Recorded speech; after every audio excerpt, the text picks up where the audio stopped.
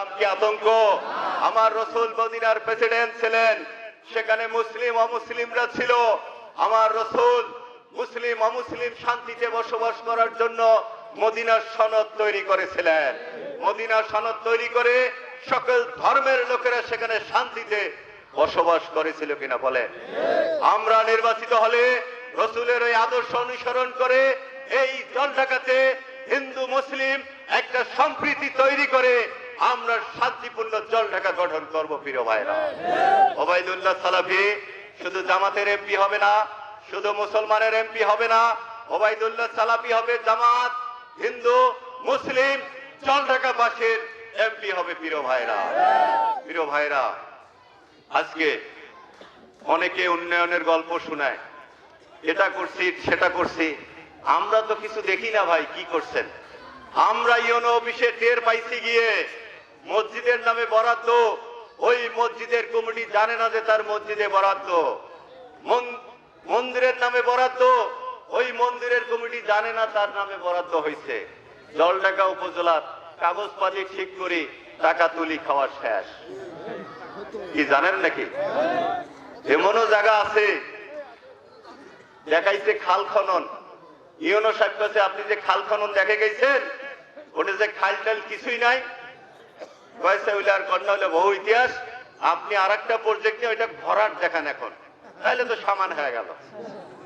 আমরা কথা দিয়ে যাচ্ছি, ওবায়দুল্লাহ সালাফি নির্বাচিত হলে একটি টাকারও প্রজেক্ট মেরে খাবে না।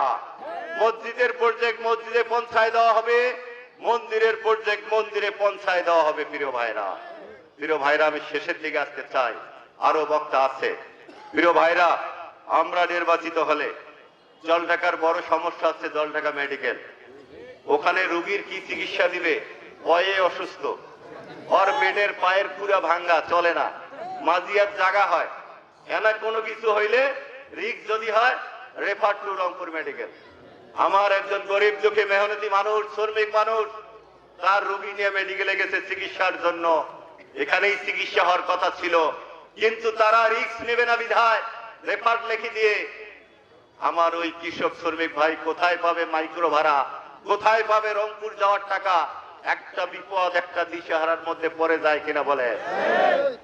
আবার যদি কোনো টেস্ট যায় মার্গ যদি যান ভাই যে আমার মেশিন খারাপ, ক্লিনিকত যা করি নিয়ে আসো। আরে ক্লিনিকের কম দামি মেশিন ভালো থাকে, কোটি কোটি টাকা খরচ করা, ওই মেডিকেলের মেশিন খারাপ হয় কেন?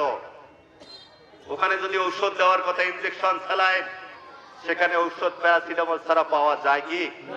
আমরা নির্বাচিত হলে গোলনাবাসী সহ পুরো জলঢাকার মানুষের চিকিৎসা ওই মেডিকেলেই আমরা করার ব্যবস্থা করব। ওখানকার পরীক্ষা ওখানেই আমরা করার ব্যবস্থা করব। শুধু নাপা দিলে হবে না, একটু শুধু প্যারাসিটামল দিয়ে বিদায় দিলে হবে না, সেখানে ইনজেকশন স্যালাইন সবকিছুর ব্যবস্থা করতে হবে। আমরা সেই ব্যবস্থা করব। আজকে আমার অনেক যুবক বেকার, কর্মসংস্থান নাই আমাদের জলঢাকায়। আমাদের কাজ হচ্ছে আমার এই সোনার যুবকদের জন্য এই জলঢাকাতে কর্মসংস্থান তৈরি করা। আমাদের কাজ হচ্ছে যে সকল যুবক বিদেশ যেতে আগ্রহী আছে তাদেরকে এই জলঢাকাতে প্রশিক্ষণের ব্যবস্থা করা হবে, ভাষা শিক্ষা দেওয়া হবে, বাপের জমি বিক্রি ছাড়াই যেন সহজে বিদেশ যেতে পারে, আমরা সেই ব্যবস্থা করব ইনশাআল্লাহ। সর্বশেষ কথা, আমরা নির্বাচিত হলে আপনি যে দলেই করেন, আমরা কোনো প্রতিহিংসার রাজনীতি করব না। গত 17 বছর আমরা কষ্ট করেছি, দোলাবাড়িতে থেকেছি, মাল্লিগুলো হয়েছিল আমাদের জন্য বালিশ। আমাদের স্ত্রীরা গভীর রাত্রিতে অসুস্থতার যত্নায় কাতরিয়েছে, আমরা তাদেরকে মেডিকেলে এনে চিকিৎসা করাতে পারি নাই। স্ত্রীরা কেঁদে বলেছে, তুমি কি আমাকে মেরে ফেলবা, আমাদের কি একটু চিকিৎসার ব্যবস্থা করতে পারো না? অনেক বয়স্ক বাবাকে শীতকালে দেখেছি কাঁদতে দোলাবাড়িতে, কয় রে বাবা এই কষ্ট আর কতদিন, আল্লাহ কি না আমার পাখে দেখে না? আমরা এই কষ্ট ভোগ করেছি। আমরা আর জলঢাকার কোন দলের লোক, সে যে দলের হোক, তার স্ত্রীকে তার সন্তানকে আর আমরা কষ্ট দিতে চাই না। আমরা যে জুলুমের শিকার হয়েছি, আমরা জালিম হব না। আমরা জুলুমের শিকার হয়েছি, এটা রব্বুল আলামিনের দরবারে আমরা পাঠিয়ে দিয়েছি।